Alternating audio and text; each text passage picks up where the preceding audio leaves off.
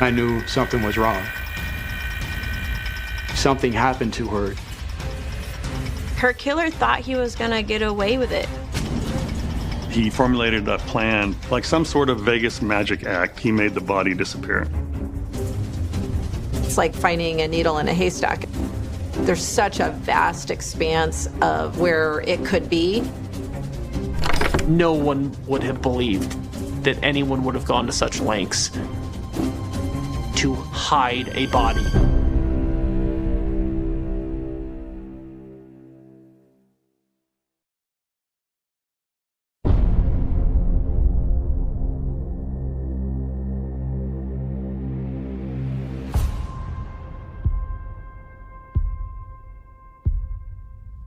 On May 31st, 2019, Esmeralda Gonzalez was reported missing to the Las Vegas Metropolitan Police Department. Esmeralda was last seen by her family on May 26, 2019. After 2 days, her brother responded to Esmeralda's address to check up on her. When he got there, he found her not there. Her brother called me and told me that she's missing. I was in denial. Esmeralda was a very driven young woman. She was born in Mexico and she came to Las Vegas at a very young age. And she was able to finish up college. She bought her first house. She ended up buying a second house and turned it into a rental property. She became Instagram famous. She had thousands and thousands of followers. Why would this girl who was 100% independent go missing when I knew something was wrong? Her family told us Esmeralda was living in a pretty nice neighborhood and making pretty good money. But we found she suffered from mental health problems. When she was on her medication, she was fine. But if the medication stopped working for her, then she would have episodes. A week before she went missing, her brother called me and he told me that her mental disorder is acting up again and something's going on with her medicine.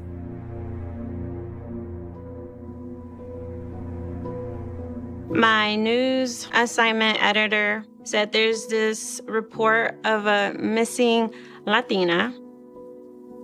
She was in a very, very fragile state of mind.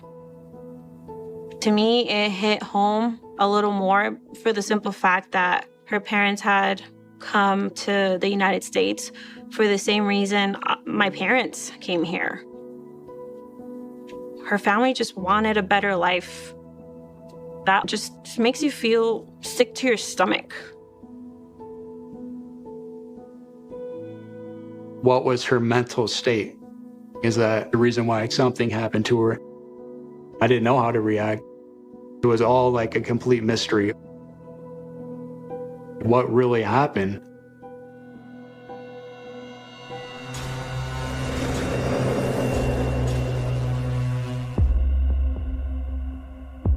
For me, all cases are kind of like a puzzle. When the police detectives first came and spoke to us about the case, they described it as a missing persons case, but there's no indication really that anything criminal has happened to her. We went to Esmeralda's house to see if the disappearance was a result of something that happened there. There wasn't a lot of disturbance at her house, but she left her phone. Her car was there. We did find that she had video cameras on her door and within the house as well. And we're able to obtain video footage from the cameras in Esmeralda's house.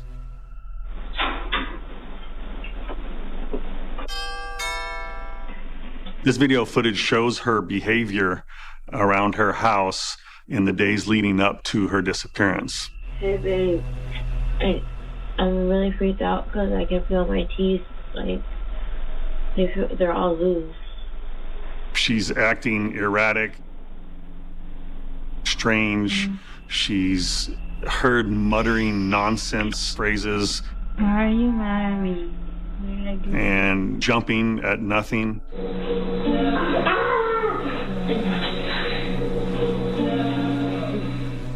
You can see that Esmeralda is essentially not in her right mind during that period of time.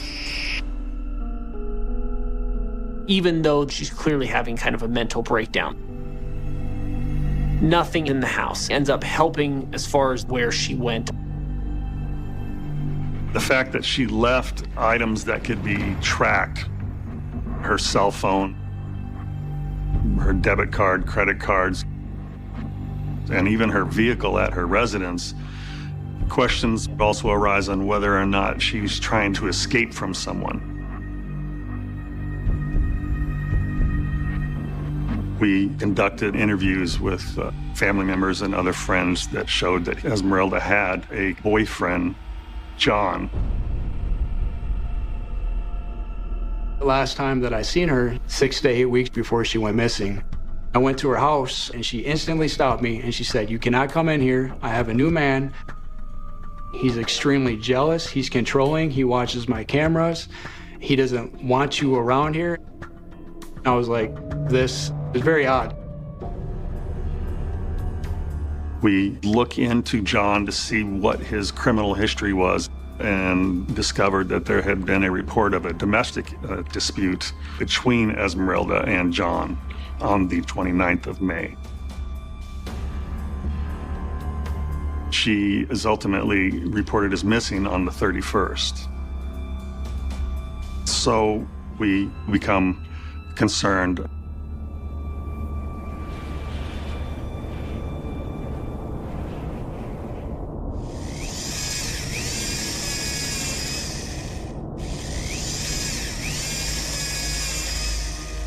John ends up being rather forthcoming with information in his own whereabouts.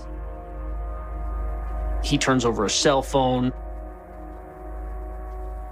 He allows detectives to essentially go through social media, stuff like that. We used cell phone records with location data to determine that John was not with Esmeralda since May 29th, in the days leading up to her disappearance. At that point in time, we don't have enough to move on John.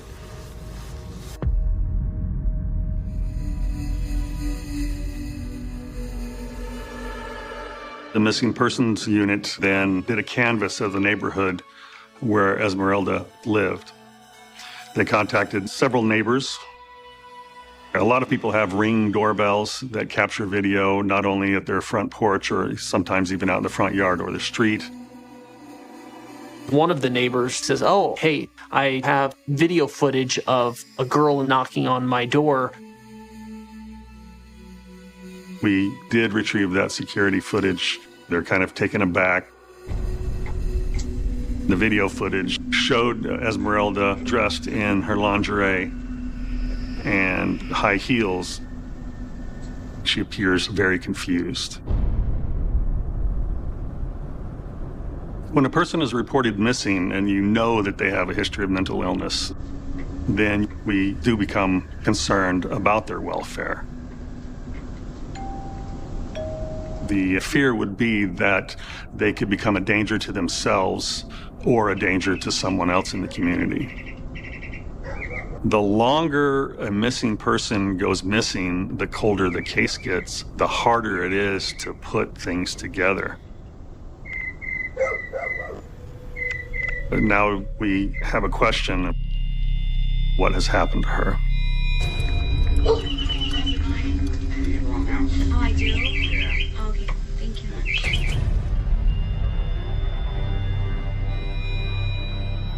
And you can see at 2:33 a.m.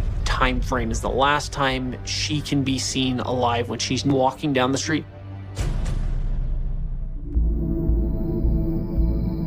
Where did she go? She's leaving on her own volition from her house, but her behavior is very erratic, and she just disappears from that moment. We were concerned, will this missing persons investigation ultimately become a homicide investigation?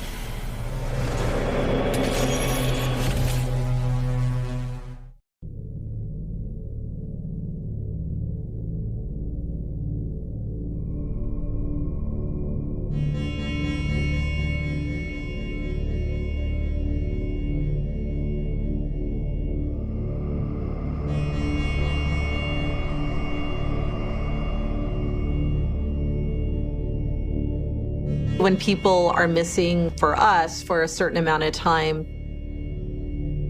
we assume it's going to ultimately end in a homicide case.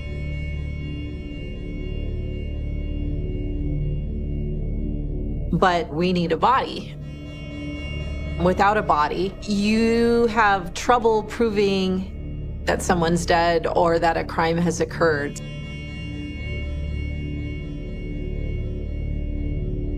It's frustrating because you kind of know that Esmeralda's family must be suffering. I mean, this family wants some closure, and we can't give it because we can't definitively say what happened.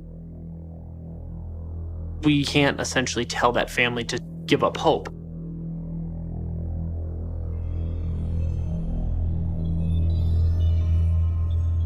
The hardest part is just not knowing what really happened. I was afraid somebody was doing harm to her. And then you're just searching all over town, going everywhere that you know that she normally goes, where she gets her nails done, the gas station, is all her friends and family. You're going everywhere you can think that she possibly went to, putting flyers up all over town.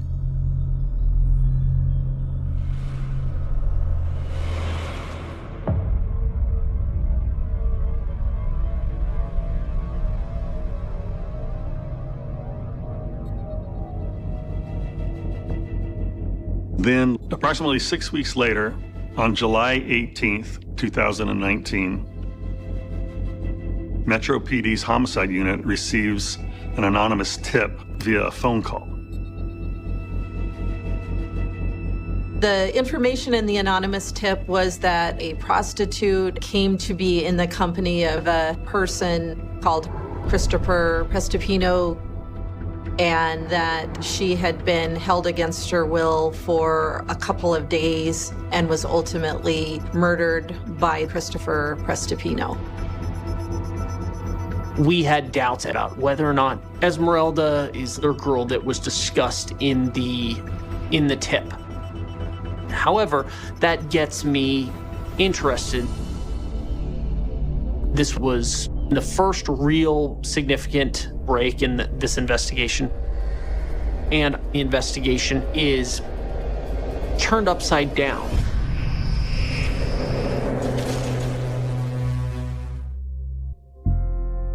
There was investigation done into what was going on in Esmeralda's social life, given that she was a social media influencer.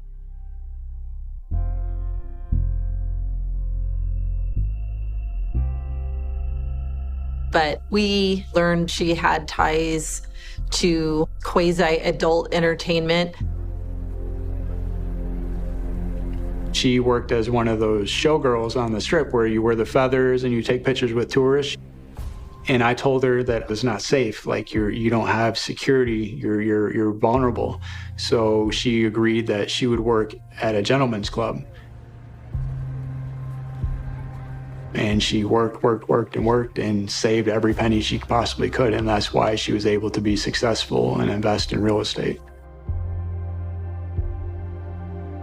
There were definitely adult entertainment aspects of her life, kind of loosely fitting what the anonymous tipster had said.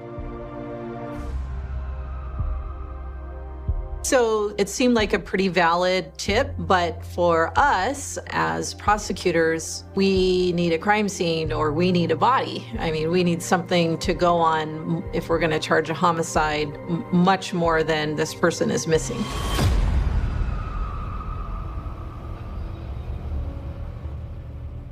The first thing done with this information is try to identify the person named in the tip. In this case, they were able to identify Christopher Prestopino because his last name is very unusual. We learn that Christopher worked here in Las Vegas. He dealt with production lighting. He was sort of a behind-the-scenes worker, and they're able to find out that around the time Esmeralda goes missing, he doesn't show up for work, which is unusual for him. He had a criminal history involving possession and sales of narcotics. But based on what I saw on social media, this guy was perverted. He had so many posts, inappropriate posts about women, things he would do to women. I remember seeing that he liked a lot of nasty groups on Facebook. He was a sicko walking around in our community. He was a predator. I never met this guy, but there's so many thoughts going through your mind. You can't help but to think, are these things connected?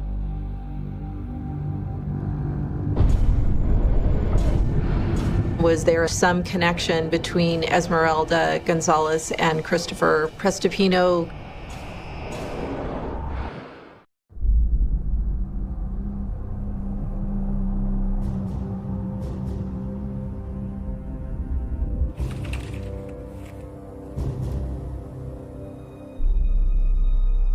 Detectives were looking for a connection between Esmeralda Gonzalez and Christopher Prestopino. We map out Esmeralda's address and Christopher's address and find that they are less than 1/10 of a mile apart. The street that Prestopino's cul-de-sac empties out onto is in fact the same street that Esmeralda is seen walking towards when she leaves that neighbor's house at 2:30 a.m. on May 31st. Because of the proximity of Esmeralda Gonzalez's house and also kind of the description of her loosely fitting what the anonymous tipster had said, we were able to put together that she was likely the person in the anonymous tip.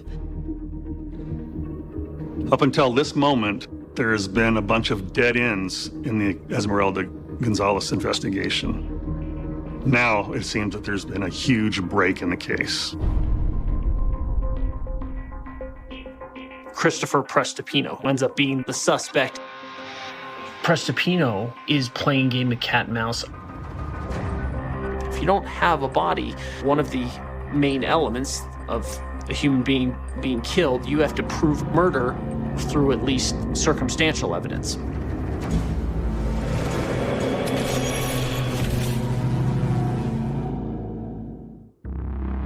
We subpoenaed Christopher's banking records, and we could see where his card was used. We pulled the video surveillance.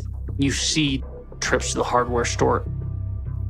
The hardware purchases start occurring on June 2nd after Esmeralda went missing. All of the purchases were highly suspicious, like a rope and cement and wheelbarrow and all these things that you would need in order to move a body. But all of the little pieces of evidence is circumstantial evidence. So it was helpful, but not definitive that a crime has occurred. We also learn Christopher Prestopino does 3 different truck rentals from June 8th to June 10th. Esmeralda is reported missing on the 31st. If Christopher Prestopino did kill Esmeralda and did not dispose of the body until the 10th, he had a long period of time to formulate and enact a plan to dispose of that body.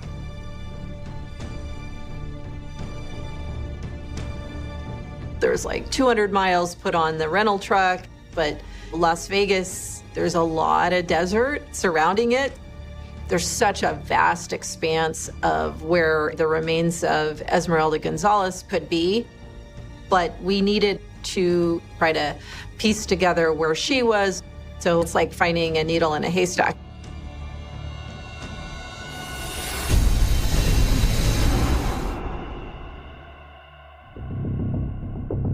If he killed Esmeralda, I think Prestopino thinks he can outsmart detectives, because if you don't have a body, we can't just go arrest him.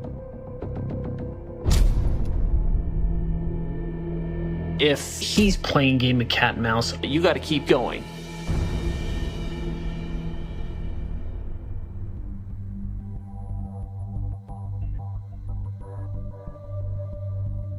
Now, this is roughly in this August to September time period.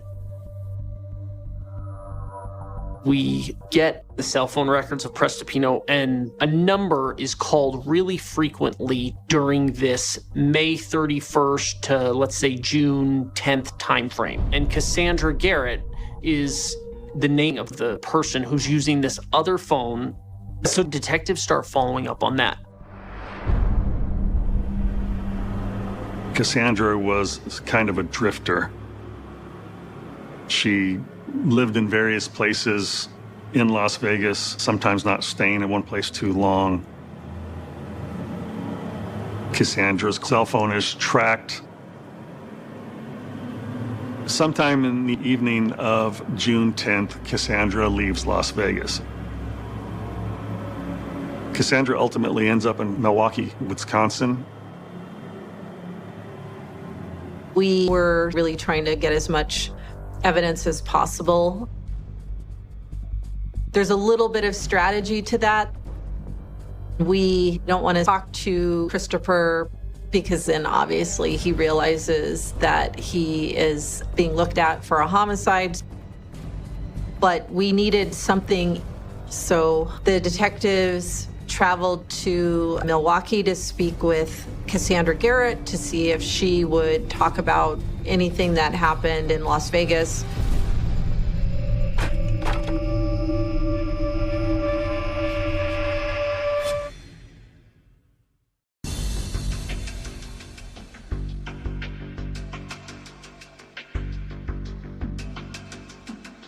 Detectives respond to Milwaukee to interview Cassandra Garrett. We know that Cassandra and our suspect, Christopher Prestopino, were friends. So it's very important to speak with her to see what her involvement was.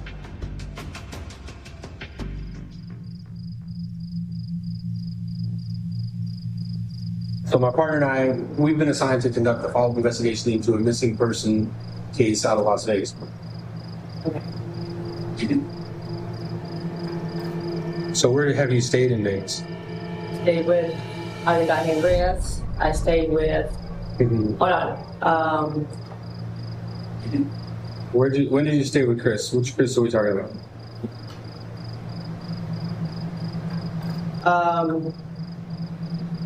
Prestopino? Yeah. I guess I was the first, yeah, something like that. You stayed with Chris at his house? Uh-huh.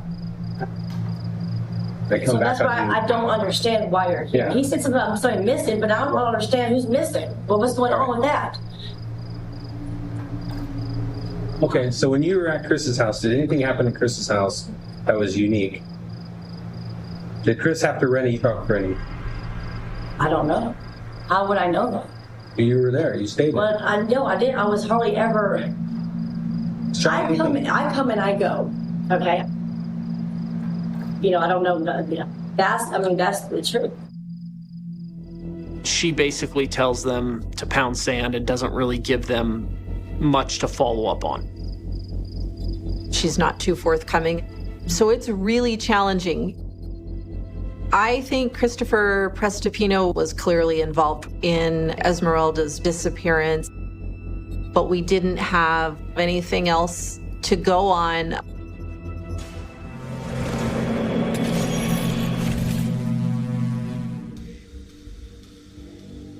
But we do become concerned if he and Cassandra begin discussing the case, they may start covering up their crime and disposing of the evidence.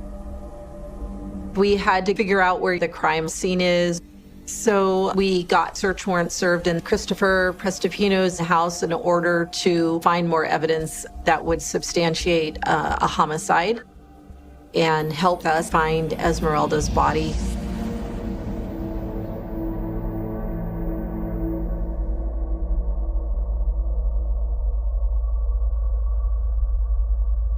This search was conducted on September 20th. SWAT is used in these circumstances is because the subject matter of the investigation is a violent act where someone is ultimately killed. When the detectives served the search warrant, Christopher Prestopino was home and cooperated with the police. When the detectives showed Mr. Prestopino a picture of Esmeralda Gonzalez, and he denied ever seeing her or ever meeting her. So we searched his residence.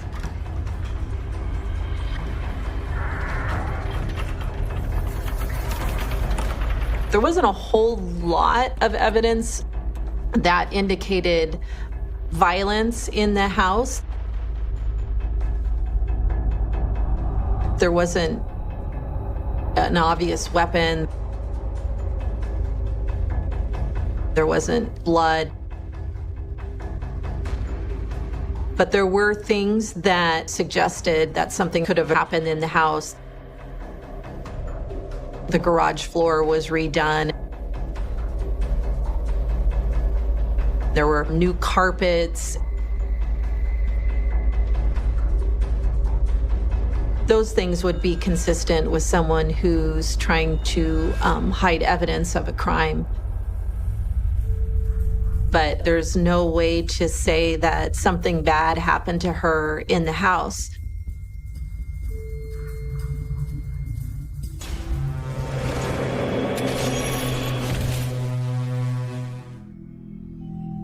We were concerned, if we never find this body, are we going to be able to put a case on? Maybe Prestopino thinks he can outsmart everyone, but we didn't stop.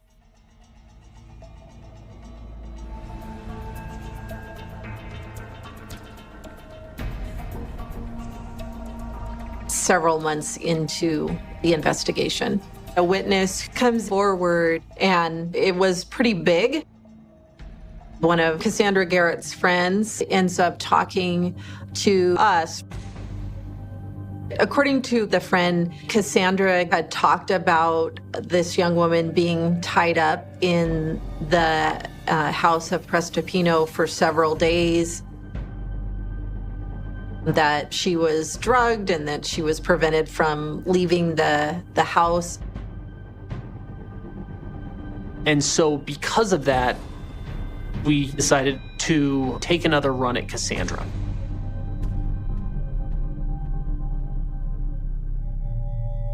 We told her that if she did tell us what happened to Esmeralda, that her liability would be lessened.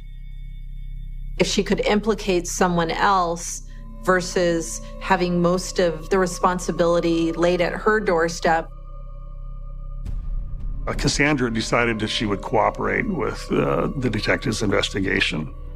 And Cassandra agreed to come back to Las Vegas from Wisconsin on October 4th. She admitted that she was with Christopher when they dumped the body.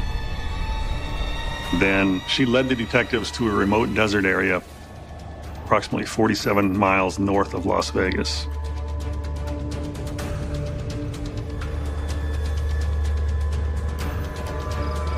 And once they got out to that desert location, what we found was really shocking.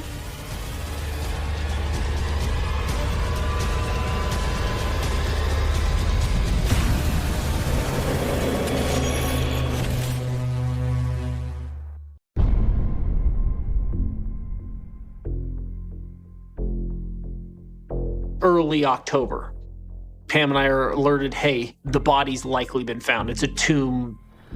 And Cassandra Garrett ends up being the person who shows us where the body is entombed and disposed of in the middle of the desert. It's so heavy. A tow truck with kind of a crane gets out in the middle of the desert. It picks up the tomb and it's brought back to the CSI lab here in Las Vegas. They had to drill it open, and it was a really, really heavy structure. They're able to find portions of bones, and there is a watch that Esmeralda was wearing in some of her social media posts that is in that tomb that she was buried with. And so that's one of the initial ways that she's identified, but eventually DNA confirms that's Esmeralda's body. It was shock, but kind of awe in the sense of, hey, someone really built this thing.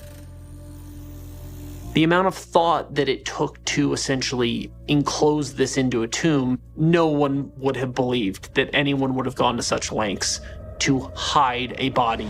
Prosecutors suspect that a body that was recently found in the desert is missing woman, 24-year-old Esmeralda Gonzalez.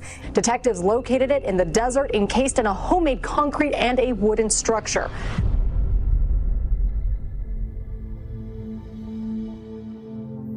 Just remember when her friend called me and told me they ended up killing her, I was actually mentally prepared for it when they did find her. The story was all over the news, like you couldn't even get away from it. I try not to hear all the details. If I hear the details, like I can imagine exactly how she would react, and that type of thought just kind of like sticks in your mind, so I just try not to hear the specifics. I was in complete shock.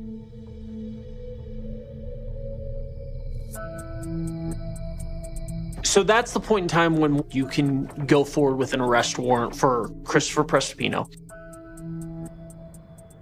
Detectives become aware that he is going to fly back from vacation on this flight. It's going to land here in McCarran Airport. I'm at the airport with the detectives. Detectives circle around him, hook him under each arm. We say, we found the body. Prestopino goes limp and kind of collapses into the arms of the detectives. He is arrested at that point, but he obtained counsel and he refused to talk. It's then that Cassandra lays out actually what occurred on May 31st in those early morning hours. In one voluntary statement under LVMPD event, somebody given a statement is Cassandra Garrett. All right, so my partner and I, we'll just go back. So we're still following up on the death of Esmeralda Gonzalez. And so now we're just here to talk to you a little bit more about that. Okay, so now what do you remember about her coming over to Chris's house? He called me over to come over and drove over there. Cassandra said she and Christopher were at Christopher's house the night of May 30th into the morning of May 31st. Esmeralda is in lingerie, walking down the street. That street leads real close to Christopher Prestopino's house. She was walking around knocking on people's doors, and this guy took advantage of the situation. Esmeralda was having a mental health episode, but I think he probably thought we can party with her and have sex with her. They were like having fun or whatever. So something happened, right? Yeah, well, till something happened, I don't know. I come out and he's upset, he's pacing. He's like, she won't shut up, she won't shut up. And she's like talking all kinds of shit, like, he said that she won't stop talking. She won't stop talking, she won't stop. And he's like, she knows too much. I'm like, what are you talking about? She knows too much. He just said that she knows too much and she can't leave. And I'm like, huh? I'm like, what does she know? And he did have her handcuffed to the stripper pole. Christopher appears to become kind of paranoid. I said, Chris, just let her go. I said, just let her go. But she kept talking. She just wouldn't stop talking. So they make the determination to kill her. He starts beating on Esmeralda and chokes her out. And he got me shot or something. I don't know. It's like, I don't know what kind of, it's like a regular needle. It's not like a needle. It's not like a little heroin one. It's like a long needle with a tube. It happened so fast, and I don't know. I think he just like drugged her, or I don't know. He just, I don't know if it was an arm or a leg. I don't know. He just shot it in her. Christopher then injects Esmeralda with muriatic acid, which is used in cleaning swimming pools, which ultimately kills Esmeralda. And he's trying to use that to throw the investigators off the scent in the disposal of the body. Christopher then built an entire tomb full of concrete with various screws and jacks. He actually entombs that body. Ultimately, Christopher and Cassandra drove the rented moving truck with the concrete in the back to an area approximately 47 miles north of Las Vegas and were able to dump the complete structure, wood, concrete, and all out of the back of the truck into a remote desert area. There's like a point of really dehumanizing someone, but it's really shocking, I think, to know like literally what he had to do to accomplish this, like moving a young woman's body, just pouring cement on with the hopes that no one ever finds her. I think Prestopino does everything in his power to just kind of erase her.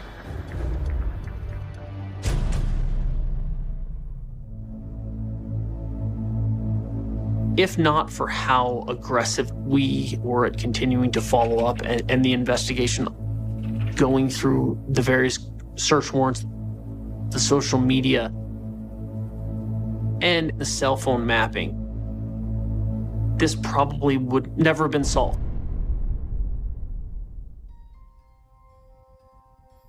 For Cassandra Garrett, we felt like we had to give her some credit or some benefit for assisting with locating the body. And so she got a 20-year sentence with parole eligibility after 8 years. Christopher Prestopino eventually pleads to second-degree murder and first-degree kidnapping and receives a sentence of 10 to 25 years combined. It's really shocking, I think, to know like literally what he had to do to accomplish this with the hopes that no one ever finds her. That's pretty dark to be able to do that. I've prosecuted homicides for 20 years. And the thing that I always think about in this case is how she's preyed upon when she's in this really vulnerable state. So that's always the part for me that it makes it really sad. Her brother called me to come get her dog, Bonita. As soon as I picked her up, she stayed by my side. She was my emotional support animal. So she traveled with me. I took care of her for quite a while. And she went to Esmeralda's funeral with me and everything. I put her down October of 2021. So, and to this day, her ashes are next to her mom's ashes in her room. It doesn't make sense to me. Literally, you could have just let her go and said she's not mentally well. Why did you have to kill her?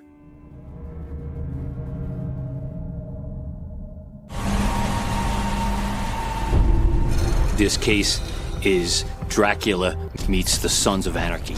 I've never seen anybody go to this length to dispose of a body. At that point, we had got a ladder, and I went down. We were thinking, is Keith down there?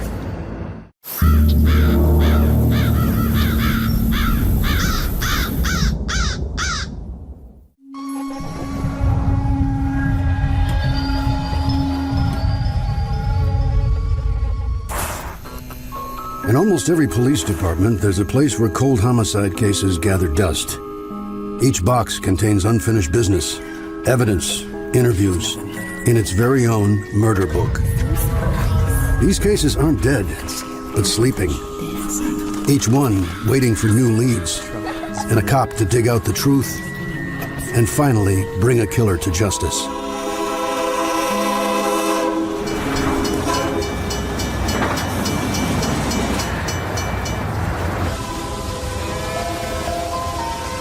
Just north of St. Louis is Quincy, Illinois. It's famous for its tree-lined streets, its tightly knit community, and the fact that it once made it on a top 10 list for most historic towns in the U.S. So it was a big surprise in 1985 when the body of a dead man turned up on the outskirts of town. It would take close to 25 years for detectives to find out his name and what evil had come his way one dark night. 36-year-old Brad Waddell was raised in Adams County. He's always been proud of his roots. He's a family guy, believes in hard work, and likes helping people. For as long as he can remember, he set his sights on being one of the 50 cops at the county sheriff's department. So in 2006, when there's an opening, he's first in line to apply for the job. As the rookie detective, he deals with robberies, neighbor disputes, and occasionally domestic violence. I'm not going to say there's not a lot of crime, but there's not a lot of violent crimes like homicides and things of that nature. For 2 years, Waddell builds a solid reputation by solving lots of small cases. Waddell, got a job handpicked for you. Sure thing. Then he's asked to take on the county's biggest mystery. Marvin the Mummy. I had heard about it, but never heard the whole case, just that there was a case and it was referred to as Marvin the Mummy, and that it was just a body that had just never been identified. When Waddell dives in, he finds himself traveling across time to a spring day in 1985.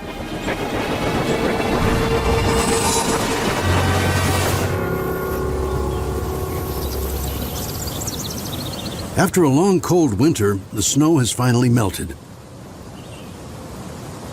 At an abandoned gravel quarry about 20 miles from Quincy, a man and his son are doing what a lot of locals do, hunting for extremely rare morel mushrooms that top chefs are willing to pay big money to get. Hey, Dad, I got one. Oh my God.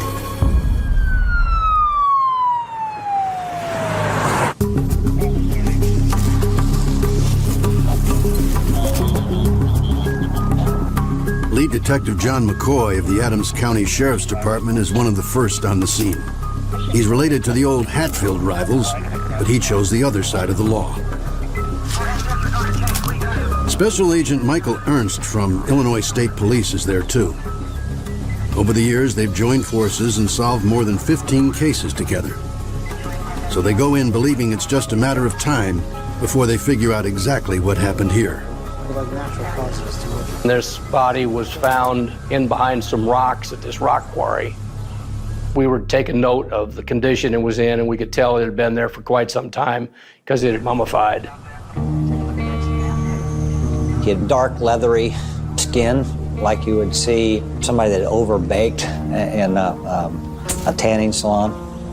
The body was basically freeze-dried. Was probably killed in the dead of winter, froze, and slowly thawed out. We could tell it was a man. We could see the color of his hair. We could see the clothing that he was wearing. You could tell he had been through a rough time.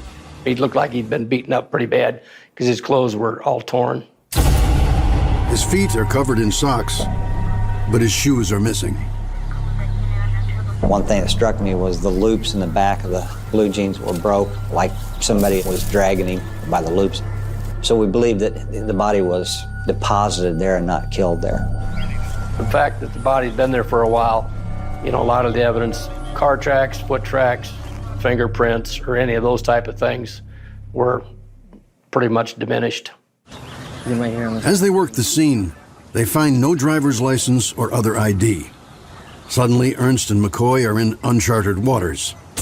There's never been an unidentified body discovered in Adams County before. Yeah, I see that. At this point in any city, the victim would be labeled a John Doe. But the cops here won't do that to this guy. They can see he's already been through hell, and they believe the least they can do is give him back his real name. Until then, they come up with a special nickname for him. If you'd have said the John Doe, every police agency in the world uses that term in some language or the other. But when you said Marvin the Mummy, the cops at that time knew exactly who you were talking about.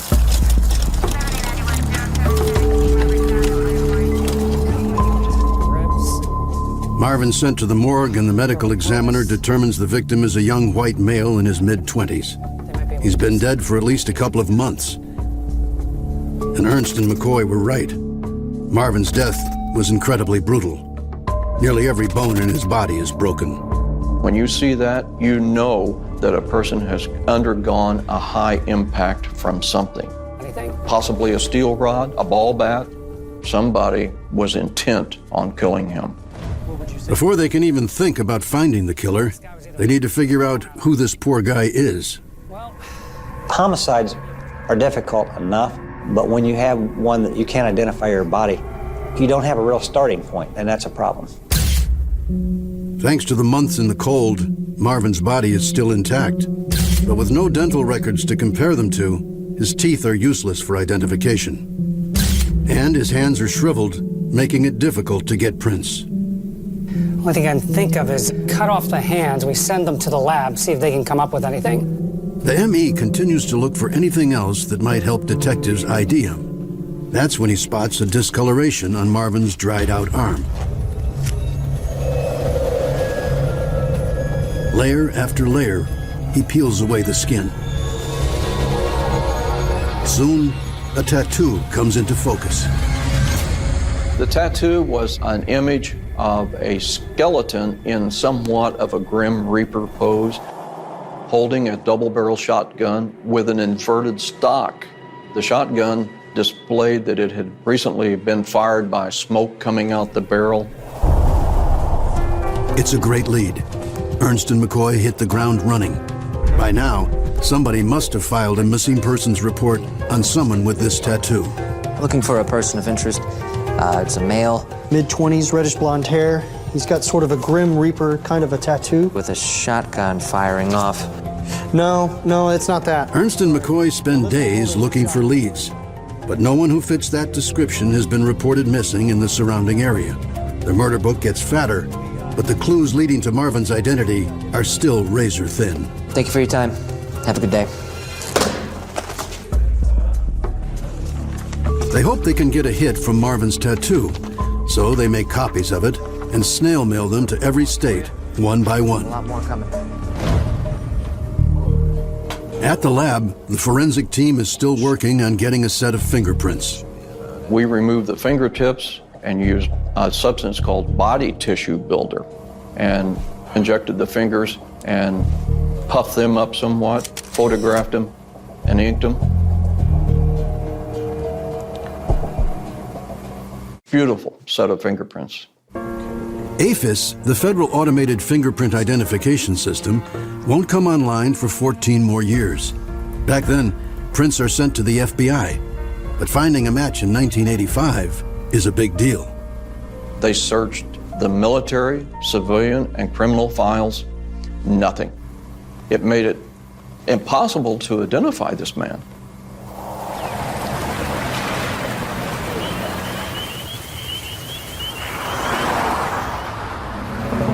Trying to drum up leads, McCoy and Ernst hit the pavement. They interview everyone they can find who ever worked at the old quarry. We're looking for somebody that might have worked with your company. White guy, 6'1", reddish blonde hair, mid-20s. Doesn't sound familiar at all. They also talk to the motorcycle gangs and clubs around the area.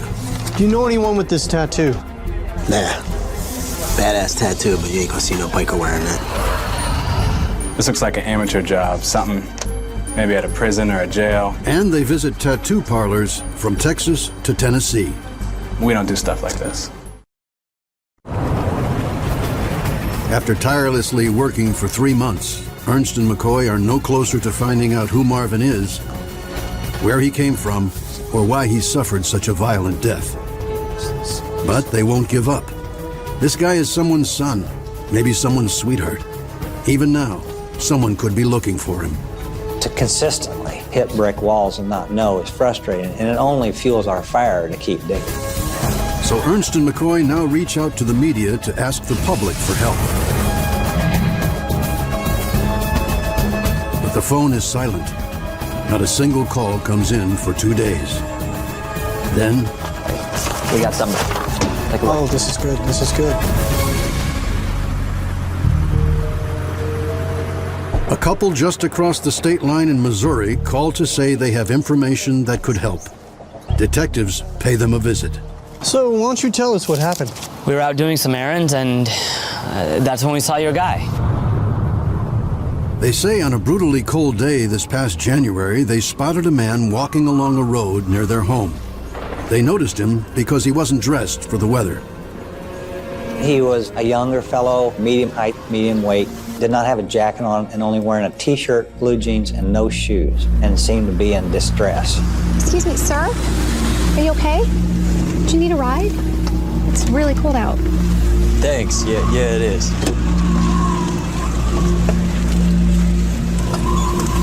Where are you headed? Cahokia, Missouri is like 15 miles down the road. Oh my, you're bleeding. You should get that looked at. He was scared, and he looked like he'd been beaten up a little bit. Really, I don't need... There's a gas station up here. We can go there and call an ambulance. The gas station was only a few blocks away. We just picked up a hitchhiker, and he seems to be bleeding pretty bad. We're out at Farm Hill Road. Oh, God. What is it? Hey, get him!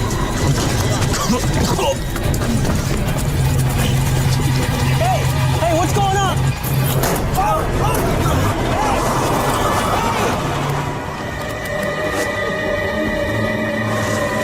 Yeah, I don't know what happened. Some guys just came up and grabbed him and threw him in the truck.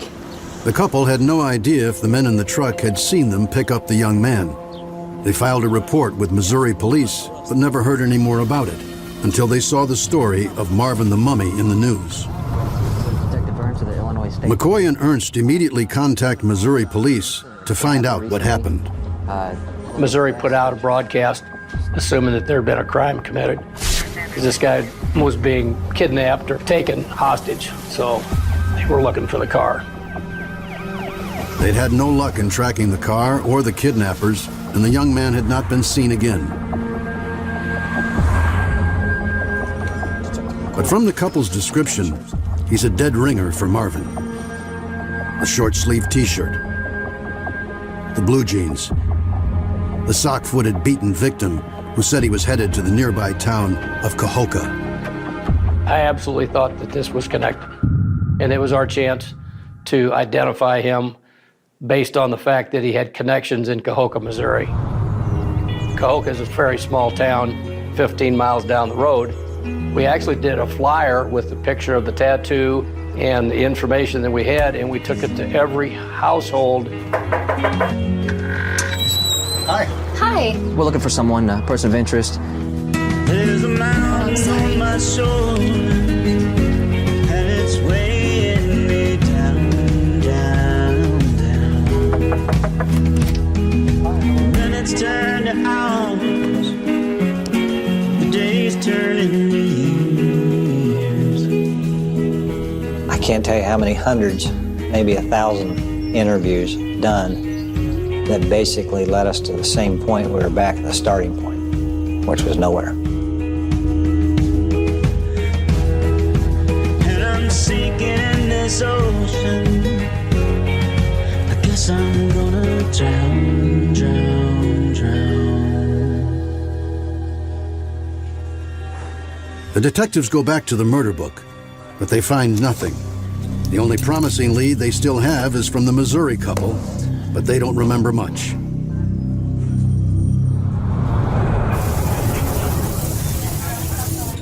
We need more details. Even a partial license plate of the car would be of help. Maybe we should try hypnosis. Everything we need is in their brains. Maybe they just need a little boost to remember. The problem is, if we get something good, it will taint their testimony in court. Well, then we just hypnotize one of them. What do we gotta lose, right? We were desperate for more information at that point. And we thought if we had two witnesses and one of them could come up with something better, it might help.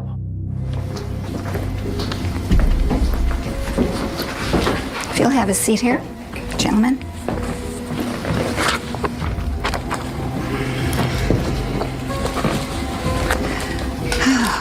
Take a breath, and when you're comfortable, we'll get started.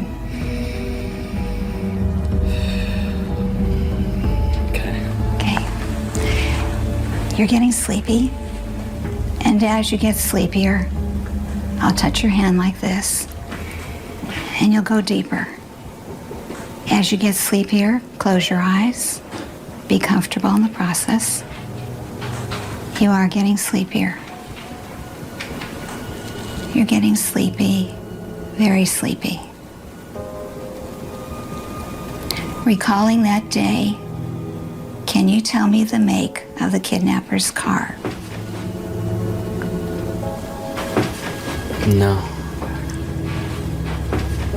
Just relax. Taking a deep breath and going deeper. Seeing clearly, looking at the license plate. Can you see the state it's from? No. Can you see the color of the license plate? No. Hypnosis is a bust. Even in a trance, the husband doesn't remember anything else. The only thing McCoy and Ernst can do now is wait and keep their ears to the ground, hoping one of the kidnappers will start blabbing. Based on the fact that there were 2 or 3 individuals involved in it, we thought that we would hear something. You know, usually if you have that many people involved, somebody talks, and it usually comes back who it was, and that never panned out.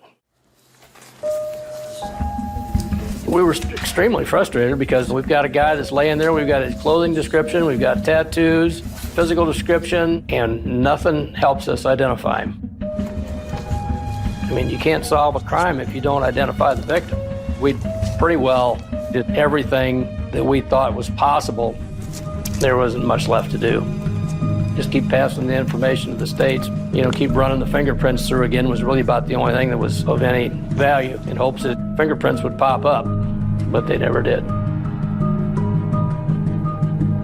And nothing comes from the mailed tattoo copies or the mysterious hitchhiker.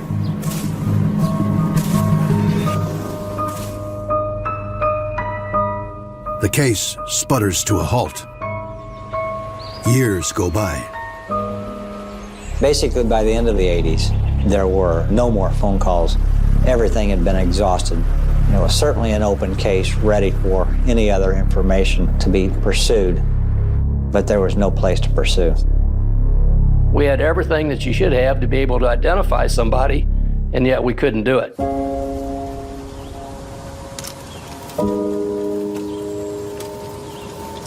There was a very good chance that we would never figure out who Marvin the Mummy was.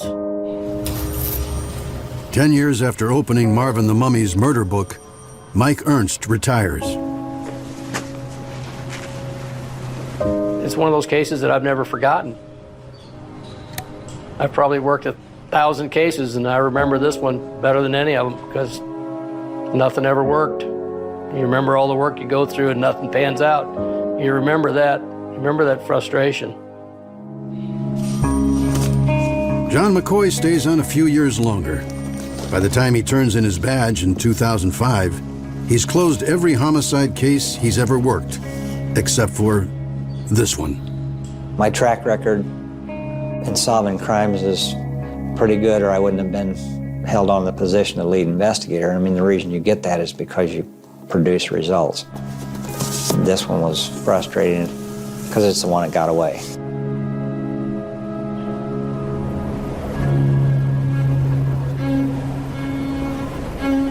After 2 decades, Marvin the Mummy's open murder book sits on a shelf. Its reputation for stumping and haunting the best detectives in Adams County is now legendary. My experience is that law enforcement officers are not only persistent when it comes to unsolved crimes of violence, but they are very much like dogs with a bone. To me, a very good thing. An indication of their professionalism, their dedication. They never stopped. And with new tools coming online every day, detectives are determined to find a different way in. Perfect. Go ahead and scan it. So in 2007, when they discover a new website called the Doe Network, designed to help track and ID missing people from all over the world, they jump on it. Yeah, that looks really good. They upload every detail they have from Marvin's murder book, hoping someone out there is looking for him. Now, finding out Marvin's real story might be just a click away.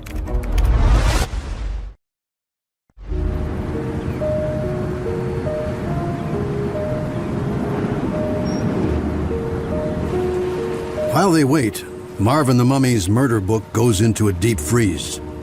There hasn't been a new lead in more than a decade. And like the crops in rural Adams County, the mystery of their only unsolved homicide case grows every year.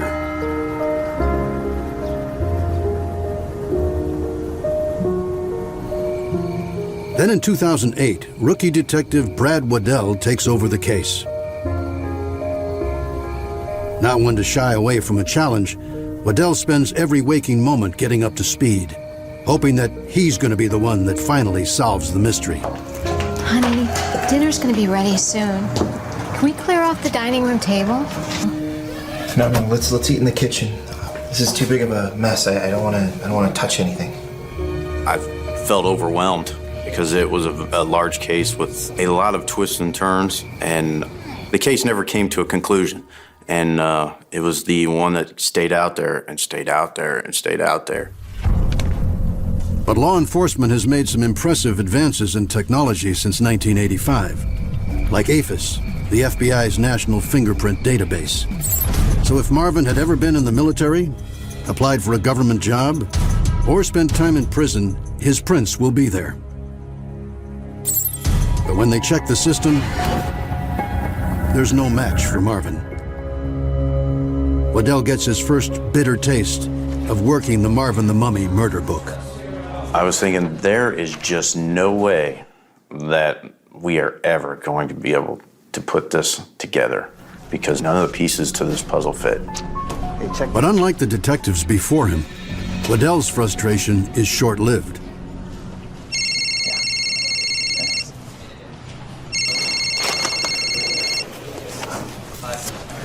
Detective Waddell. Yeah, we're still checking all the facts, but...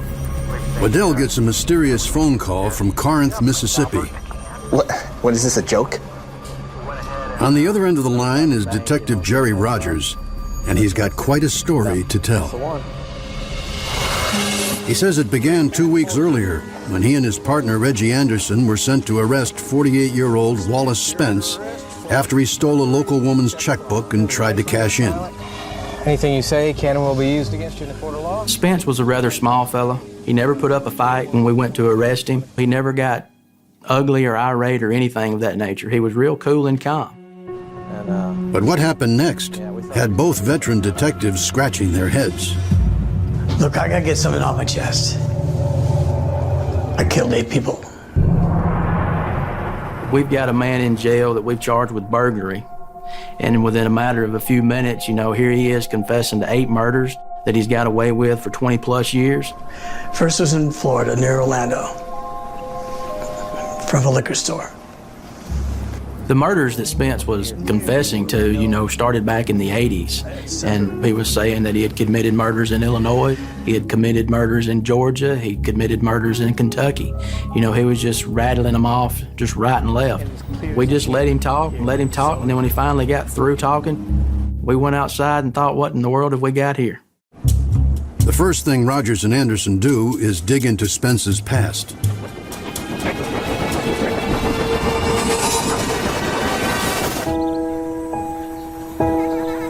Wallace Spence grew up in Corinth, Mississippi. He was one of 5 children. His parents split up when he was a kid.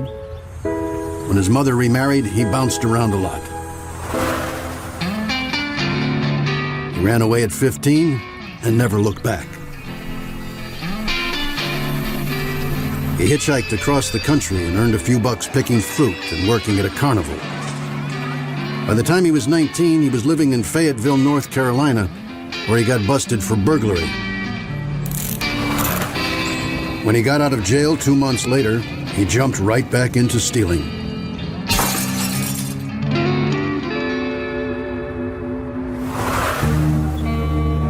Over the next 20 years, he's in and out of prison a half dozen more times.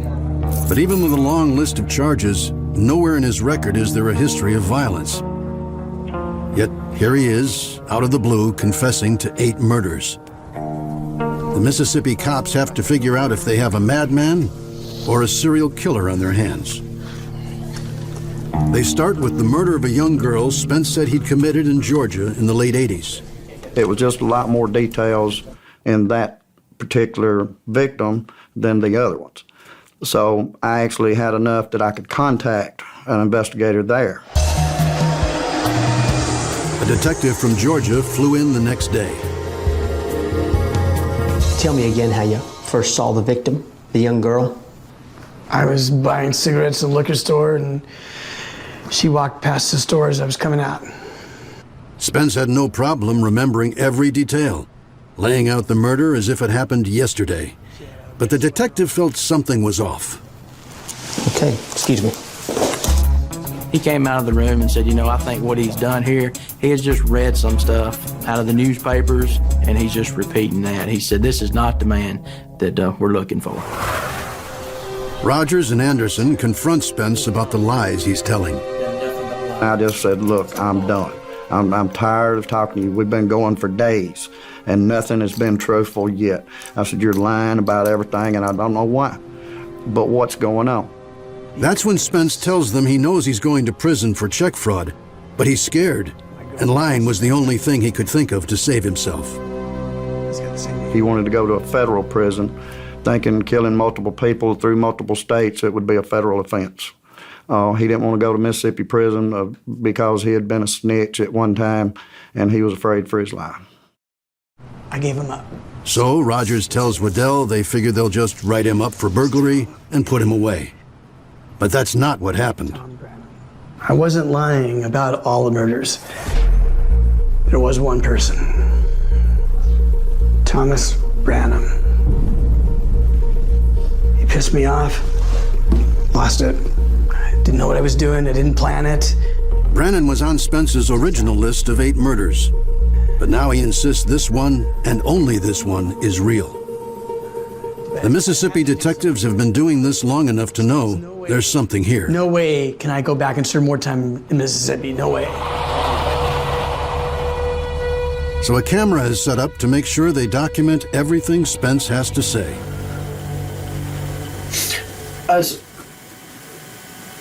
It's like I've almost got two different personalities, and I'm not trying to use that for an excuse as a defense thing later on, because I knew what I was doing. I didn't leave this mine and go to another mine, you know, and not realize what was happening. But in that state, you know, I do things that normally I couldn't do. Spence says that after a whirlwind of drinking, drugs, and robberies, he killed his best friend, a guy named Thomas Brannon. It's just the way things worked out. The story begins in 1983, when 24-year-old Spence meets 24-year-old Thomas Brannon on the streets of Memphis. He thought he recognized me coming and hollered at me, and we kind of hit it off, you know, and I think we pretty much knew, you know, immediately what we were. You know, we were both in the crime.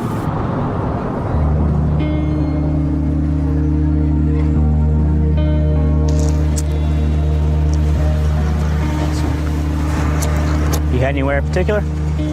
Anywhere, really. Thomas Brannon is a Memphis native. His parents divorced when he was young, and by 17 he'd left his family far behind. He was out on his own, and he liked it that way. I was working as a machine operator for like 5 years. Then like a couple months ago, they laid me off. So now, hey, I'm pretty much up for anything, really. You wanna make some money? Yeah. He had a motel room.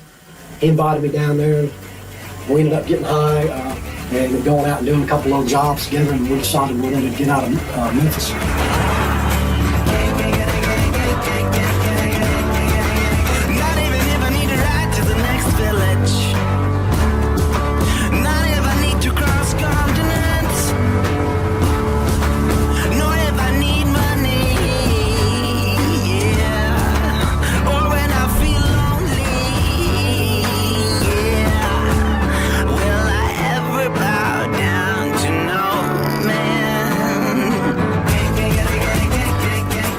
They just drove around from state to state, doing drugs, breaking in buildings, stealing, whatever, just having a large time breaking the law. We hit whatever it was, we decided we was going to burglarize, and we'd go ahead and go back to the motel room. When we got daylight, we'd load up and usually haul ass. They carried a softball bat filled with lead in case they got into any trouble, but they never had to use it.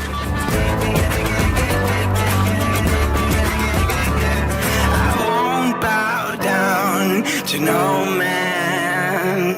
For months, they successfully stayed ahead of the law. But when they hit Florida, they get busted for stealing a car.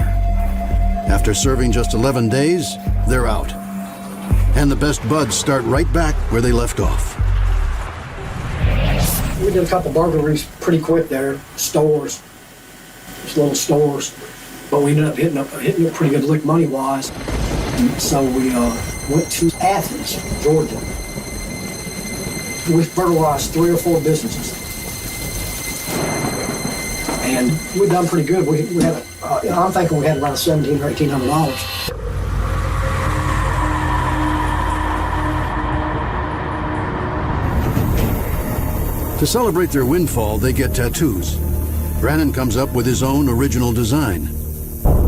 A Grim Reaper skeleton with a shotgun. Just like the one found on Marvin. Yeah, you made the right choice. Yeah, no one's gonna want to mess with me when they see this. A few hours later, the two hit the road and end up in Kentucky. You know, I've been talking about a couple days about going out and you know, hooking up with some chicks. You know, getting laid. We're going down a 2-lane blacktop road. You want a blonde or brunette? Man, I don't know. Yeah, I'm gonna get both. I'll even get a redhead if I feel like it. I'm trying to get some. Well, you know, we don't have to have women. Get off me, man. What are you doing? I pretty much knew as soon as I looked at him that I was going to kill him. Spence tells detectives he'd been abused as a kid, and when Brannon touched him, the combination of his past and his system overloaded with drugs and alcohol set him off. But instead of lashing out right away, he plays along with Brannon's suggestion. Pull down this road here.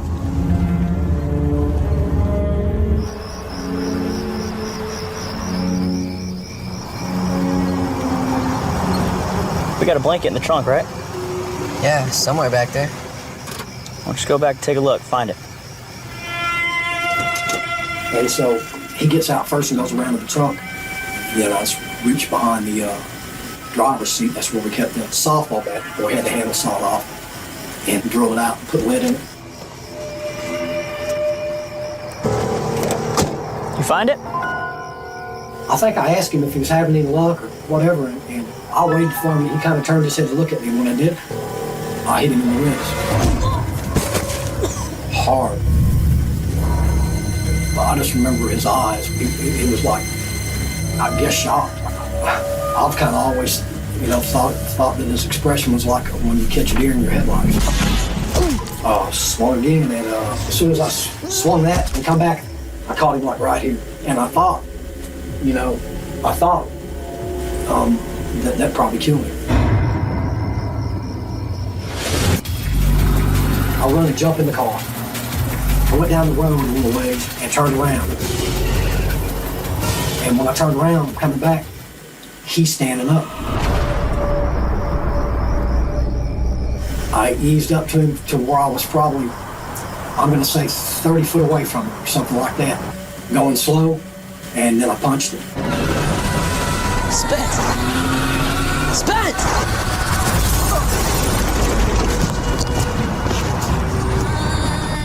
I guess the initial impact from where I hit him knocked him out of the chute. I don't know that. This time, Brannon's dead for sure. Something pops in my head about if you leave somebody where they're murdered, then you're leaving a lot of evidence there that can lead back to you. So I automatically go into this criminal mode. Take him out of state and dump him. And if you can get away with that, then you're going to be okay.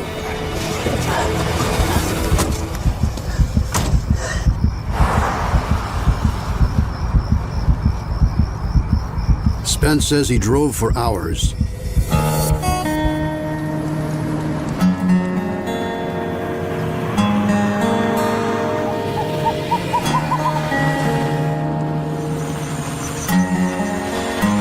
He finally ended up in a desolate part of Illinois. Hell, I know there's nobody around me. I mean, I can see for miles, and I know damn good well I got to do this before it gets light.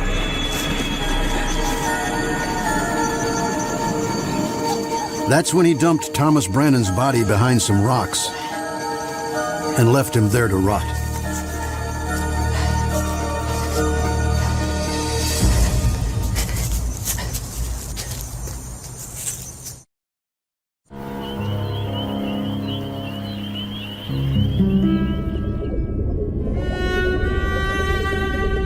Spence tells detectives he then put Thomas's belongings in a black trash bag and dumped them in a nearby river. Got back in the car and got back out on the blacktop roads and got on the highway. And I'm going down the highway, and there's a motel sitting out there. I rented a room for a week. And I was wiped out. I was afraid that the police were going to kick the door in any minute. I mean, that's how paranoid I was. I apparently covered my tracks because, I'm not going to call it luck because I don't believe in that, but I think I just covered my tracks and probably a couple things didn't fall into place that very well could have early on that would have had me caught.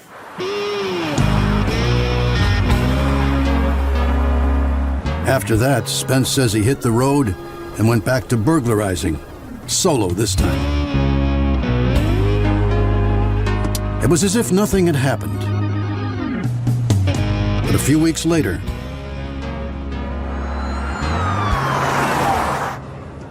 he was arrested again in Mississippi. He says this all happened in 1984. But it was before Thanksgiving, so that's why. And the only reason I know it's that year is because I was locked up here in Mississippi the year the Giants won the Super Bowl, and that was in '85. That's the only reason I can remember. And although Spence admits to killing Thomas, he doesn't have any remorse. I'm not saying I ain't got some wires crossed, because I believe I do. You know, or I wouldn't have been capable of doing what I've done and live with it for the period of time that I did. I don't think it's fair for people to compare me with anybody else. I mean, I know there's profiles. I know all about all that stuff on different things, but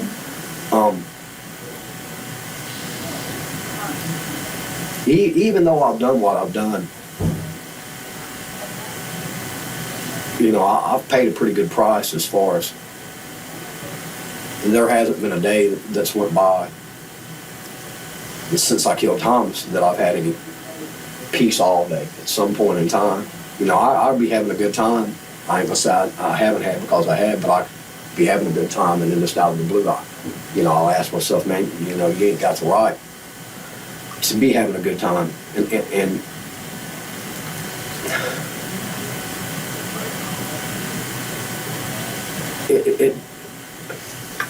I don't know, how it just it's like it became a need. It was something I needed to do to have rest, but then afterwards,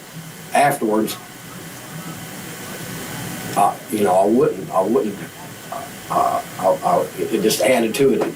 It was kind of a twofold thing, and it's weird. I don't know why my brain worked that way, but it did. In Mississippi, Detective Rogers keeps Spence on ice while he checks out his story. Wallace said that him and Brandon got caught in Florida for stealing a car and went to prison together. So I started there. I checked Florida prison for records. Sure enough, Brandon had a record and Wallace, same year, same time.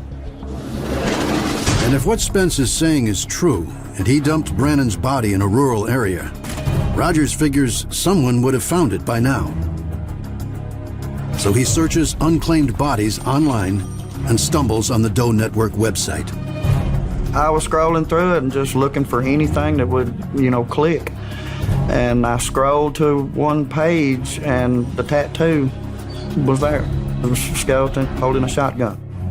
And it just jumped off the computer screen on me. That tattoo leads Rogers right to the Adams County Sheriff's Office and Brad Waddell. Okay, go ahead. Yep, there it is. It's got a skull on it. That's the one. The time frame, the extreme damage to Marvin's body, the fact that he was found shoeless, and most of all, that distinctive tattoo on his arm. It all adds up, except for one thing. Brandon spent time in prison. That means his fingerprints should be on file with the FBI. But when Marvin's prints were run, they never got a hit. This is the weirdest case I've ever been involved in. The guy comes and gives you, here's the pieces. I'm not sure how they fit, but you got to make them. I'm looking for a fingerprint. Waddell's first call is to the Florida prison. He discovers that there was a clerical error. Brandon's prints never made it to the FBI. But they do have a copy of them. He has them sent to the Illinois State Police Crime Lab. And then he goes to Marvin's murder book, grabs his prints, and sends those off too.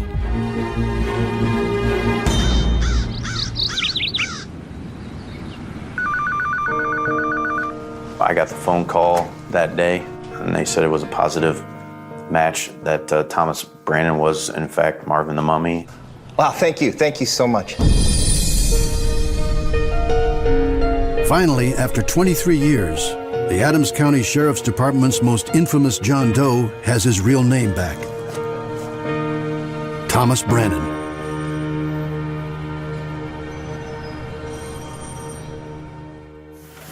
All right, you want to take a break? Yeah, for this couple. Yeah. Wallace Spence is extradited to Illinois and in September 2008 pleads guilty to charges of concealing a homicidal death. 2.5 years later, he pleads guilty to first-degree manslaughter. I think he's a con man. A murderer never would have crossed my mind, but apparently he is that. And apparently he can do it with no remorse to do it the way he did it. And I think prison is probably where he should be or needs to be the rest of his life. Sadly, Thomas Brannan's remains are never claimed. He's buried in an unmarked grave in Adams County, where detectives who never knew him cared enough to spend decades trying to find out who he was and make his killer pay. I was relieved. I mean, my heart's always been with the victim. There's no statute of limitation on homicide, and that's the way I look at it. As long as that bell hasn't rang that the game's over, you're still after it. I was glad to know that it was solved, and I was glad to know that we hadn't missed anything that could have solved it. Felt good. It was quite the ride. I don't expect I'll ever get another case like this again, but it was something that I'll remember forever.